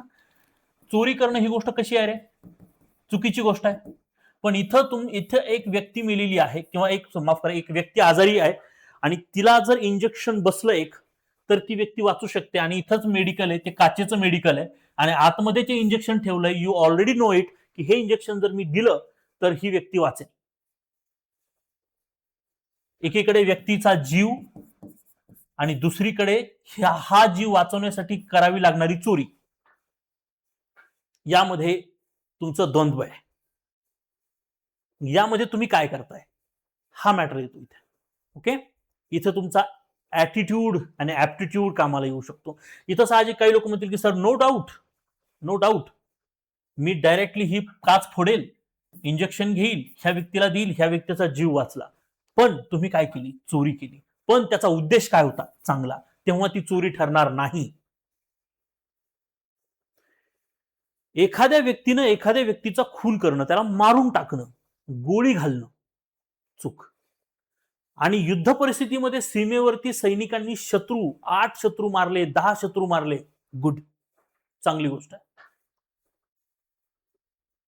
सो तुम्हाला तटस्थ बुद्धीने बघताना सुद्धा फक्त आणि फक्त मूल्य, लक्षात, किंवा संकल्पना किंवा सिद्धांत या गोष्टीचाच विचार करायचा नसतो, तर याच्यासोबतच तुम्हाला परिस्थितीचा सुद्धा विचार करावा लागतो. हे लक्षात ठेवा. आणि तेव्हाच तुम्ही योग्यता प्राप्त करू शकता. तेव्हाच तुम्हाला सार्वजनिक जीवनातील समंजसपणा येऊ शकतो. तेव्हाच तुम्हाला समाजाशी व्यवहार करताना त्याला सामोरे जाणाऱ्या ज्या काही विविध समस्या आणि संघर्ष आहेत त्याच्यावरती तुम्हाला तोडगा काढता येऊ शकतो. आणि हे करण्यासाठी हा विषय तुम्हाला दिलेला आहे. या विषयाचं महत्व, या विषयाचं ते काय आहे, महत्व आहे. क्लिअर इथपर्यंत सगळ्यांना. मग या विषयामध्ये, आता ह्या विषयाचा अप्रोच मध्ये मी जसं सांगितलं की पहिला अप्रोच आहे की तुम्हाला मूल्य तटस्थता पाहिजे, दुसरा तुम्हाला तार्किक मानसिकता पाहिजे, तुमचा तर्कबुद्धी चालली पाहिजे, आणि तिसरा जो घटक आहे, ओके, तो आहे संतुलित मानसिकता. म्हणजे बघा, तटस्थता, तार्किकता आणि संतुलितता, ह्या 3 गोष्टी ज्याच्याकडे असतात तो खऱ्या अर्थाने हा विषय जो आहे तो समजून घेऊ शकतो. त्यामुळे ह्या विषयामध्ये ह्या सगळ्याच अप्रोचने आपल्याला बघणं गरजेचं आहे. प्रत्येक कंडिशनकडे 2 गोष्टींना आपल्याला बघणं आहे. ओके, त्याला आपण कॉन्टिन्युम अप्रोच असं म्हणतो. कॉन्टिन्युम अप्रोच. आता हे कॉन्टिन्युम अप्रोच काय, कॉन्टिन्यू अप्रोच नाही, कॉन्टिन्युम अप्रोच, सातत्यमूल्य दृष्टी किंवा सातत्यमूल दृष्टिकोन. त्याला एक शब्द आहे मराठी, सातत्यमूल दृष्टिकोन, सातत्यमूल किंवा सातत्यपूर्ण दृष्टिकोन. म्हणजे सातत्यमूल दृष्टिकोन जो आहे हा कसा आहे हे समजून जर घ्यायचं असेल, हा टेक्निकल टर्म आहे त्याची, सातत्यमूल दृष्टिकोन, त्याला कॉन्टिनम अप्रोच म्हणतो. हे समजून घेण्यासाठी तुम्हाला एक वैध दृष्टिकोन, वैध किंवा एक योग्य दृष्टिकोन असणं गरजेचं आहे, जो तुमच्यामध्ये माझ्यामध्ये नक्कीच आहे. ओके, लहानपणापासून आपण जे शिकलोय त्याच्या सगळ्या गोष्टींमध्ये आपल्याकडे एक वैध दृष्टिकोन असतोच असतो, हे लक्षात ठेवा. तुमच्यामध्ये आहे, माझ्यामध्ये पण तो वैध दृष्टिकोन पाहायला मिळतो. मग हा जो वैध दृष्टिकोन आहे, हा जो वैध दृष्टिकोन आहे, हा नेमका काय असतो हे लक्षात घ्या. प्रत्येक वेळेस म्हणजे थोडक्यात good and bad, only think about मूल्य, आपण त्याला म्हणूया की तत्व. आता यामध्ये एक महत्वाचा मुद्दा लक्षात घ्या की प्रत्येक गोष्टीच्या दोन बाजू असतात, हे लक्षात ठेवणं गरजेचं आहे. ओके, प्रत्येक गोष्टीच्या किती बाजू असतात? दोन बाजू असतात. आणि ह्या दोन बाजू जर आपण समजून घेतल्या, आतापर्यंत मी जेवढे उदाहरण दिले, चोरीचं उदाहरण दिलं असेल, खुनाचं उदाहरण दिलं असेल, ऍक्सिडेंटचं उदाहरण दिलं असेल, प्रत्येक गोष्टीमध्ये दोन बाजू होत्या. आणि ह्या दोन बाजू ज्याला समजतात तोच खऱ्या अर्थाने हा कॉन्टिन्युम अप्रोच ठेवू शकतो, सातत्यमूल दृष्टिकोन ठेवू शकतो. किंवा सातत्यमूल दृष्टिकोनच तुम्हाला कोणत्याही गोष्टीमध्ये दोन बाजू बघण्यासाठी मदत करत असतो, हे लक्षात ठेवायचं. ओके, कोणत्याही गोष्टीच्या दोन पैलू आहेत. आपण म्हणतो नाण्याला दोन बाजू असतात, टाळी एका हाताने वाजत नाही. हे जे काही डायलॉग्स आहेत, हे डायलॉग्स म्हणजेच काय? कॉन्टिन्युम अप्रोच. ओके, सो या पद्धतीने तुम्हाला ह्या गोष्टी ज्या आहेत त्या लक्षात ठेवणं गरजेचं असणार आहे. ओके, सो हा अप्रोच मला वाटतं थोडंसं आपण या ठिकाणी लक्षात ठेवूया. आता येऊया की आपण सिलेबस मध्ये एक्झॅक्टली काय. बघा, आपल्या सिलेबस मध्ये जर तुम्हाला तो पहिला पॅराग्राफ कळाला असेल की आता एक्झॅक्टली कळतंय की एमपीएससी ला एथिक्स मधून किंवा युपीएससी ला एथिक्स मधून तुम्हाला काय काय विचारायचं. युपीएससी ला असा व्यक्ती पाहिजे ज्याला साधारणपणे सामाजिक मूल्य, व्यक्तिगत मूल्य, ऍप्टिट्यूड ह्या गोष्टींचं साधारण ढोबळ नॉलेज असलं पाहिजे. आता लिहिताना काही तुम्हाला फॅक्ट वगैरे विचारणार नाहीत, पण तुम्हाला कंडिशन देतात. उदाहरणार्थ तुम्हाला थेरम नाही विचारणार. आता इथं बघा, इथं दिले सिलेबस मध्ये की बघा, नीतिशास्त्र आणि मानवी परस्पर भिमुखता, मानवाच्या नीतिमत्तेचं सार, निर्धारक आणि परिणाम, नीतिमत्तेचे परिणाम, नीतिशास्त्र ज्याच्यामध्ये खाजगी आणि सार्वजनिक संबंधातील किंवा मानवी मूल्य, महान नेते. मग त्या मानवी मूल्यानंतर मग तुम्हाला काही आपण त्याला म्हणूया की दार्शनिक सिद्धांत जे आहेत किंवा जे काही सिद्धांत आहेत ते विचारले जातात. त्या संदर्भातले जे काही सुधारक आहेत किंवा व्यक्ती आहेत त्यांच्याविषयी विचारलं जाऊ शकतं. ओके, जसं की जेरेमी बेंथम वगैरे असे यांचे थॉट्स विचारले जाऊ शकतात. आता उदाहरणार्थ उपयोगितावादाचा सिद्धांत जो युरोपमध्ये सुरू झाला, त्याच्यामध्ये जेरेमी बेंथम सारखे व्यक्ती वगैरे पण याच्यामध्ये होतेच. आता हा जो सिद्धांत आहे, हा सिद्धांत काय आहे असा प्रश्न तुम्हाला ना युपीएससी विचारताना कोणी विचारलं. मग तुम्हाला काय विचारलं जाऊ शकतं? युपीएससीला थोडंसं अवघड विचारलं जातं, बट एमपीएससीला येताना थोडंसं अजून सोपं होतं. ते विचारत ते काय करतील, एक सिद्धांत देतील आणि ह्या सिद्धांतातूनच ते म्हणतील की उपयोगितावादाचा जो सिद्धांत आहे यामध्ये तुम्ही त्या सिद्धांताकडे कसं बघता ते सांगा. मग त्याच्यामध्ये तुम्हाला हे लिहायचं गरज नाहीये की हा सिद्धांत यांचा लिहिलं चांगलंच आहे, पण ते फॅक्ट मांडून फायदा नाही. तिथे तुम्हाला एक सामाजिक दृष्टिकोनातून, मूल्यांच्या दृष्टिकोनातून बघता आलं पाहिजे. तशा पद्धतीने इथे लिखाण तुमचं गरजेचं आहे. ओके, आता या टॉपिकच्या बाबतीत जर मी विचार केला, म्हणजे पहिला मी जर त्याला ढोबळ मारणे जर बघितलं तर याला मी थोडंसं बेसिक टॉपिक म्हणजे हा काय आहे, बेसिक लेवलचा घटक आहे. हा टॉपिक जो आहे तो बेसिक टॉपिक आहे. ओके, दुसरा जो टॉपिक आहे त्याच्यामध्ये खऱ्या अर्थाने अभिवृत्ती. अभिवृत्ती म्हणजे आपण त्याला काय म्हणू शकतो की ऍटिट्यूड असं म्हणू शकतो की ऍटिट्यूड जो आहे, ऍटिट्यूड जो आहे हा ऍटिट्यूड यामध्ये येऊ शकतो.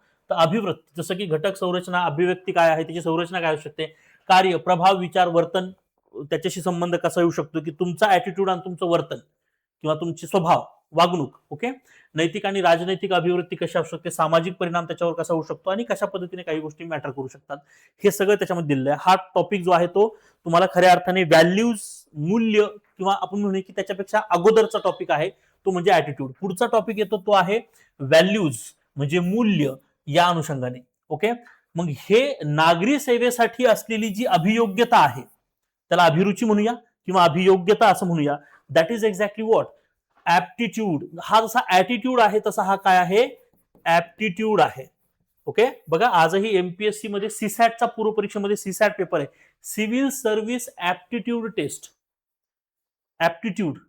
ओके, म्हणजे की जे काही मूलभूत मूल्य आहे, सचोटी जी आहे, ओके, ही कशा पद्धतीनं प्रशासनासाठी, सार्वजनिक सेवेसाठी समर्पित होऊ शकते हे यामध्ये शिकायचं आहे.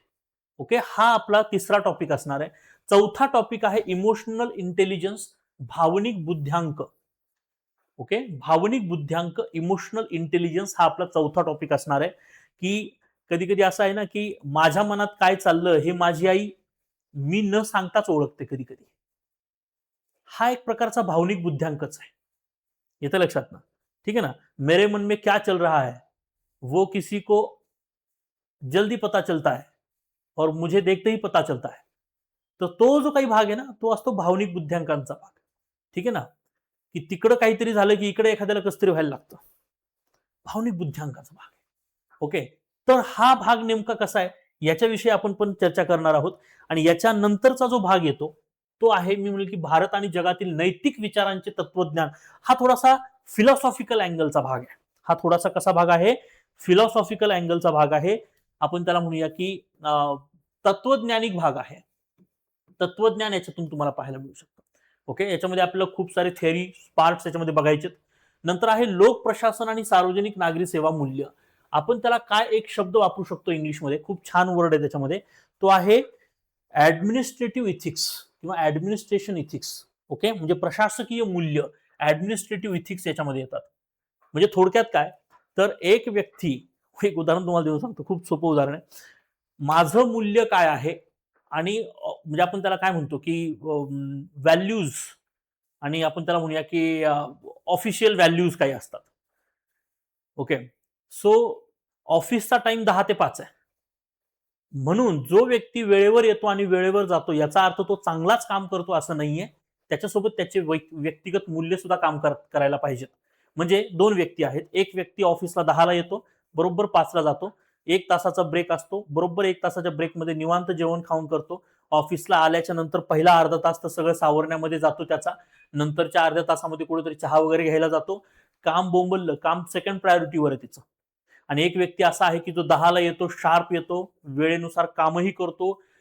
म्हणजे तो खूप प्रामाणिकपणे सगळ्या गोष्टी करतो. 1 तासाचा ब्रेक, 1 तासातच जेवण झाल्यानंतर 1 तास जरी म्हणजे ब्रेक जरी 1 तास राहिला असला तरी सुद्धा तो बिचारा परत येऊन कामावर बसतो, कंटिन्युअसली काम करतो आणि 5 वाजता मात्र परत थंबकरून निघून जातो. त्याला जर वाटलं काम आपलं थोडं बाकी आहे, तर तो 5:30 पर्यंत काम करतो.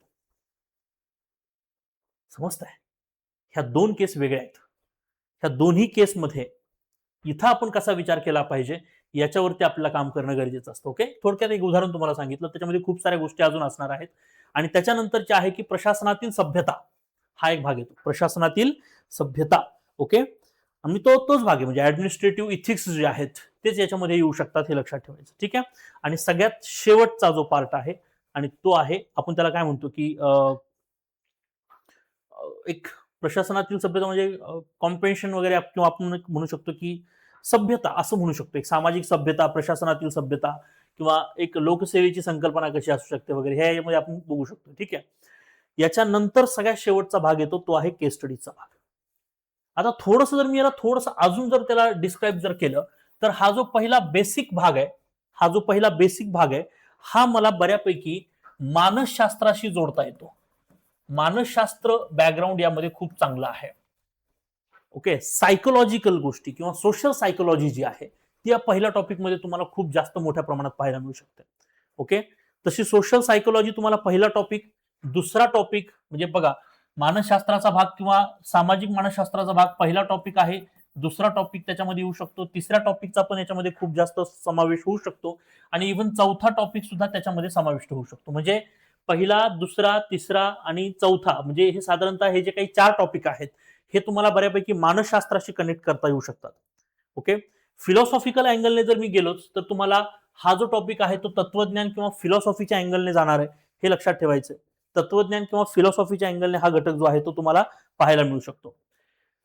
पब्लिक ऍडमिनिस्ट्रेशनच्या बाबतीत 2 टॉपिक आहेत. म्हणजे हा एक टॉपिक असणार आहे जो पब्लिक ऍडमिनिस्ट्रेशनच्या बाबतीत काम करतो आणि दुसरा एक आहे की प्रशासनातील सभ्यता. ओके, इटिकेट्स थोडक्यात म्हणूया की ऍडमिनिस्ट्रेटिव्ह एटिकेट्स काय आहेत. हे जे आहेत हे तुम्हाला बऱ्यापैकी पब्लिक ऍडमिनिस्ट्रेशन शी कनेक्टेड होऊ शकतात, कारण पब्लिक ऍडमिनिस्ट्रेशन मध्ये ह्या 2 गोष्टी खूप चांगल्या पद्धतीने क्लिअर केलेल्या आहेत. फिलॉसॉफीमध्ये ह्या गोष्टी खूप चांगल्या पद्धतीने क्लिअर केलेल्या असतात. ओके, इव्हन तुम्हाला मानसशास्त्रामध्ये ह्या सगळ्या गोष्टी येतातच. ओके, ठीक आहे. म्हणजे काही काळ युपीएससीला मानसशास्त्र हा माझा विषय होता, नंतर मग तो स्विच करून मी हिस्ट्री ऑप्शनलकडे आलो. त्याच्यामुळे मी चांगल्या पद्धतीने सांगू शकतो की नीतीशास्त्रामध्ये अभिवृत्ती काय आहे, नागरी सेवा म्हणजे आपण थोडक्यात म्हणू शकतो की ऍटिट्यूड काय, ऍप्टिट्यूड काय, इमोशनल इंटेलिजन्स काय असू शकतं, आणि ते सगळं सायकोलॉजिकल पोर्शन असणार आहे त्याच्यामध्ये, हे लक्षात ठेवा. ओके, मी तुम्हाला फिलॉसॉफिकल अँगल सांगितला, ऍडमिनिस्ट्रेटिव्ह पर्स्पेक्टिव्ह पण सांगितलेले आहेत. आता याच्यामध्ये सगळ्यात इम्पॉर्टंट जो मुद्दा असणार आहे तो आहे की जो आपण त्याला म्हणूया की सोशोलॉजिकल पार्ट जो आहे तसा तो खूप कमी आहे. इथिक्स मध्ये सोशोलॉजिकल पार्ट कमी आहे, पण तरी पण मी तुम्हाला सांगेल की टॉपिक नंबर 6, 7, 8 म्हणजे हा जो काही केस स्टडीचा भाग आहे हा सुद्धा सोशोलॉजिकल भाग आहे. ओके, सोशोलॉजिकल एरिया याच्यामध्ये येऊ शकतो. ठीक आहे ना. त्यानंतरचा जो टॉपिक आहे की मी म्हणेल की 6वा आणि 7वा म्हणजे जे ऍडमिनिस्ट्रेटिव्ह इथिक्स आहेत किंवा जो काही ऍडमिनिस्ट्रेटिव्ह पार्ट आहे पब्लिक ऍडमिनचा, तो सुद्धा सोशोलॉजिकल अँगलने कव्हर करता येऊ शकतो. आणि दुसरा आणि चौथा टॉपिक जो आहे म्हणजे अभिवृत्ती आणि भावनिक बुद्ध्यांक, हा जो काही टॉपिक आहे म्हणजे ऍटिट्यूड आणि इमोशनल इंटेलिजन्स, हा सुद्धा भाग मला सोशोलॉजिकल अँगलने थोडाफार टच करता येऊ शकतो. ओके, सो अशा पद्धतीने हा सगळा सिलेबस जो आहे तो मी तोडून फोडून घेऊ शकतो की आपल्याला किती टॉपिक याच्यामध्ये आहेत. तर साधारणतः आपल्याला याच्यामध्ये मित्रांनो पहिला टॉपिक, दुसरा टॉपिक, तिसरा टॉपिक, चौथा टॉपिक, ओके, 5वा, ओके, 6वा, 7वा आणि 8वा, युपीएससीने पण 8 टॉपिक दिलेत आणि आपण सुद्धा 8च टॉपिक अभ्यासणार आहोत. ठीक आहे, मी ढोबळ चर्चा केलेली आहे. मी अजून त्याच्यामध्ये टर्म्स वरती आलेलोच नाहीये. खूप ढोबळ चर्चा करण्याचा प्रयत्न केलाय, सांगण्याचा प्रयत्न केलाय की इथिक्स काय असतं. ओके, इथिक्स मध्ये आपल्याला जे अभ्यास करायचा आहे त्याच्यामध्ये कोणतंच ऍब्सोल्यूट आन्सर नाहीये. त्याच्यामध्ये ते गुड बेटर बेस्ट असं जाणार आहे. ओके, आणि आपल्याला त्याच गुड बेटर बेस्ट पर्यंत पोहोचायचंय हे लक्षात असणं आवश्यक असणार आहे मित्रांनो. आणि म्हणून इथिक्स साठी जी मुलं सध्या राज्यसेवा मुख्य परीक्षेची तयारी करतायत 2026 साठी, आणि त्यांना असं वाटतं की सर आमचा इथिक्स जरा गडबडू शकतो, तर अशा विद्यार्थ्यांसाठी 9 जुलै पासून मी एक बॅच सेपरेट स्पेशल इथिक्सची बॅच मी सुरू करतोय. किंवा जे विद्यार्थी राज्यसेवा 2027 साठी किंवा युपीएससी 2027 साठी तयारी करतायत अशा विद्यार्थ्यांसाठी सुद्धा ही बॅच उपयुक्त असणार आहे. या बॅच मध्ये ही 9 जुलै पासून ही बॅच मित्रांनो मी स्टार्ट करत आहे. ओके, आपल्या सर्वोदयच्याच प्लॅटफॉर्मवरती ही बॅच जी आहे ती असणार आहे. यामध्ये सगळ्यात महत्वाचा मुद्दा म्हणजे लाईव्ह प्लस रेकॉर्डेड सेशन असणार आहेत. रेकॉर्ड सेशन तुम्ही कितीही वेळेस बघू शकता, no doubt about it. PDF ज्या आहेत त्या उत्तम दर्जाच्या नोट्स ज्या आहेत, ओके, पीडीएफ नोट्स, कारण ते छापील नोट्स पेक्षा मला हे वाटतं की ज्या नोट्स आहेत त्याच्यामध्ये खूप सारे फ्लो चार्ट्स आहेत किंवा ज्या पद्धतीनं आपण डिकोड केलेलं आहे त्या नोट्स तुम्हाला पेपरला खूप हेल्पफुल होऊ शकतात. ते या ठिकाणी असणार आहे. संपूर्ण अभ्यासक्रम 70 दिवसामध्ये यामध्ये संपवण्याचा प्रयत्न असणार आहे. स्पेशल मार्गदर्शन किंवा थोडक्यात मी म्हणेल की इथिक्सचा अभ्यास करण्यासाठी जे काही मार्गदर्शन असणार आहे ते सुद्धा ह्या बॅचमध्ये मी तुम्हाला देण्याचा प्रयत्न करत आहे. कोणतीही संकल्पना अगदी बेसिक पासून ऍडव्हान्स स्टेज पर्यंत आपण समजून घेणार आहोत. त्याच्यामध्ये हे लक्षात ठेवायचं आहे. रेकॉर्डेड लेक्चर्स कितीही वेळा बघू शकता, अनलिमिटेड टाइमसाठी तुम्हाला तो व्ह्यू आहे, लक्षात घ्या. ओके, या बॅचचा जो एक्सेस असणार तो एक्सेस तुम्हाला 1 वर्षाचा मिळणार आहे. ओके, दुसरी महत्वाची गोष्ट, एमपीएससी मुख्य परीक्षा 2026 चे विद्यार्थी असतील किंवा एमपीएससी युपीएससी 2027 साठी तयारी करणारे विद्यार्थी असतील, सगळ्यांनीच या बॅच मध्ये एंटर करायचं आहे. ओके, आणि एकदम सोप्या आपल्या थोडक्यात गावरान पद्धतीत आणि वेगवेगळे एक्झाम्पल देऊन, कारण एक्झाम्पल शिवाय इथिक्स नाहीये, अशा पद्धतीने आपल्याला हा इथिक्स जो आहे तो व्यवस्थित पद्धतीने अभ्यासायचा आहे. ओके, बऱ्याच मुलांना त्याच्यामध्ये जो फिलॉसॉफिकल अँगल आहे तो अवघड वाटायला लागतो, पण माझा एक्सपिरियन्स असा आहे की तितका अवघड भाग नाही येतो. समजून घेतलं तर त्याच्यापेक्षा सोपं काहीच नाहीये. ओके, आणि आपलं कधी फिलॉसॉफी विचारत नाही पेपरमध्ये, आपल्याला त्याच्यातले 1-2-3 टर्म किंवा 2-3 सेंटेन्स देतात आणि सांगतात की याबाबत तुम्ही काय लिहू शकता सांगा, जसं एमपीएससीने विचारलं त्याच्यावर पण मी पेपर विश्लेषण घेणारच आहे, डोंट वरी अबाउट इट. त्यामुळे जर तुम्हाला ही बॅच जर जॉईन करा, हा दुसरी महत्वाची गोष्ट की ह्याच्यामध्ये फीस किती आहे. ओके, ही फीस मी 2 इन्स्टॉलमेंट मध्ये ठेवणार आहे. ओके, मला माहिती आहे विद्यार्थ्यांकडे पैशाची चणचण असते, तर यामध्ये 2299 रुपये ही जी फीस आहे ही फीस मी 2 भागात तुम्हाला ठेवतोय. 2 भागात तुम्ही फीस भरू शकता.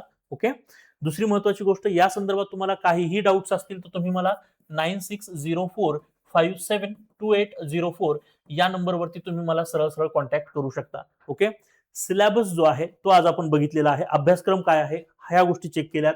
एथिक्स नेमकं काय आहे, त्याचं महत्व काय हे मी तुम्हाला सांगितलं. थोडक्यात सांगायचं असं की हे तुम्हाला अजिबात सांगू वाटत नाही की ते तुम्हाला पण माहिती आहे की इथिक्स हा विषय कुठे महत्वाचा आहे, तर एमपीएससी युपीएससी मुख्य परीक्षा GS4 मध्ये महत्वाचा आहे, त्याचा उपयोग तुम्हाला इंटरव्ह्यू मध्ये पण होऊ शकतो वगैरे, हे तर साधारण हे सगळ्यांना माहिती असलं पाहिजे. ओके, त्यामुळे मी काही ते सांगत बसत नाहीये. जे महत्वाचं मला सांगायचं होतं, जो मला अप्रोच तुमच्यापर्यंत पोहोचवायचा होता, तो इथिक्सचा हाच आहे आणि याच अप्रोचने आपला इथिक्सचा जर अभ्यास आपण केला, तर मात्र आपल्याला याच्यामध्ये बराचसा फायदा होऊ शकतो. आपण आपल्या या सीरीजमध्ये आता इथून पुढे छोट्या संकल्पना बघायला सुरुवात करूया. ओके, इथिक्समध्ये उपयोगी असलेल्या ज्या काही छोट्या संकल्पना आहेत, या संकल्पना अभ्यासण्याचा प्रयत्न जो आहे, तो जो मानसशास्त्राचा भाग आहे सगळ्यात मोठा, तो आपण त्याच्यामध्ये कव्हर करण्याचा प्रयत्न करणार आहोत. तो ही सीरीज जी आहे ती आता कंटिन्यू सुरू असणार आहे. बॅच जी आहे ती मित्रांनो 9 तारखेपासून बॅच चालू होणार आहे. त्यामुळे या बॅचमध्ये सगळ्यांनीच एंटर करा. ज्यांना इथिक्सचा प्रॉब्लेम आहे त्यांनी ह्या बॅचमध्ये एंटर करायला काही हरकत नाही. ठीक आहे, ओके, इथं लक्षात. सो थँक्यू सो मच, तुम्ही कंटिन्युअसली लाईव्ह थांबलात, एवढं मला ऐकून घेतलं, एवढं मला सहन केलं, त्याबद्दल तुमच्या मनापासून खूप खूप आभार. आणि लक्षात ठेवा, आजच्या सेशन मधून एक मेसेज घेऊन जाऊया की इथिक्स शिकताना सगळ्यात इम्पॉर्टंट गोष्ट, एक अभ्यास म्हणून तर ठीक आहे, म्हणजे विषय म्हणून तर आपण तो अभ्यास केलाच पाहिजे, पण एकतर पास झालो तर उत्तमच, नापास झालो तरी हरकत नाही, पण एक माणूस चांगलं बनूया. ओके, आणि म्हणून एक लक्षात ठेवा की आजचं पहिलं तत्व, मला एखादी गोष्ट योग्य वाटते याचा अर्थ असा नाही की ती सगळ्यांनाच योग्य वाटली पाहिजे. माझं मत माझं आहे आणि ते मत मी दुसऱ्यावर का लादायचं. जर माझं मत माझं आहे आणि ते समोरच्याला जर पटत नसेल तर ते चुकीचं नसतं, किंवा समोरच्या एखाद्या व्यक्तीचं मत मला पटत नाहीये याचा अर्थ समोरचा व्यक्ती चुकीचा आहे हे मानणं पूर्णपणे चुकीचं आहे. ओके, हा आजच्या लेक्चरचा एक मेसेज मी तुम्हाला देतोय. ओके, ठीक आहे, आपण इथे थांबूया. Thank you so much. चॅनलला सबस्क्राईब केलं नसेल तर चॅनलला सबस्क्राईब करा. ओके, लेक्चर आवडलं असेल तर लाईक करायचंय, जास्तीत जास्त विद्यार्थ्यांपर्यंत शेअर करायचंय. ओके, हा प्रयत्न तुमच्यासाठीच चालू आहे. ओके, ही नवीन सिरीज तुमच्यासाठीच करतोय. ओके, आणि बऱ्याच विद्यार्थ्यांच्या डिमांड होते की सर इथिक्स तुम्ही शिकवा. ओके, तसा इतिहास हा विषय असल्या कारणाने आणि मानसशास्त्र विषयाचा अभ्यास असल्या कारणाने याचा खूप मोठा बॅकग्राऊंड, कारण फिलॉसॉफिकल अँगल पण इतिहासामध्ये येऊ शकतो आणि मानसशास्त्र तर आहेच आहे. तर या मुळे बऱ्याच विद्यार्थ्यांना हे रिअलाइज झालं की सर म्हटले की तुम्ही इथिक्स आम्हाला सांगा. ओके, आणि बरेच विद्यार्थी मेन्सला आहेत, त्यांचा आग्रह आहे आणि म्हणून ही बॅच तुमच्या आग्रहासाठी सुरू केलेली आहे. या निमित्ताने युट्यूबचे सेशन्स जे आहेत ते अविरतपणे चालू राहतीलच. ओके, तुमचा पाठिंबा गरजेचा आहे, तुमचा सपोर्टही गरजेचा आहे. त्यामुळे सगळ्यांनी चॅनलला सबस्क्राईब करायचंय, लाईक करायचंय, स्टेटस ठेवता आलं तर अतिउत्तम. ठीक आहे, तेवढी एक हेल्प करू शकता तुम्ही मला. Thank you so much.